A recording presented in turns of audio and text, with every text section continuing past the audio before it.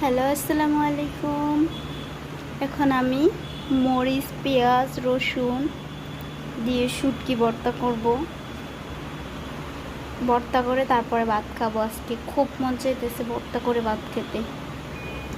ব্লেন্ডারে দিয়ে দিব। আমার মেয়ে আছে তাই আমি মরিচগুলো বাটতে পারবো না। দিয়ে এখন তারপর আমি ব্লেন্ডার করে, তো গাইস আমার ভর্তা রেডি। কি একটা ফ্লেভার যে বের হয়েছে, যদি একবার কাছে থেকে শুনতে পারতেন। সেই মজা, সেই সেই সেই স্বাদ। ভর্তা আমার রেডি। এখন আমি ব্লেন্ডারে বাদ দিয়ে খাবো।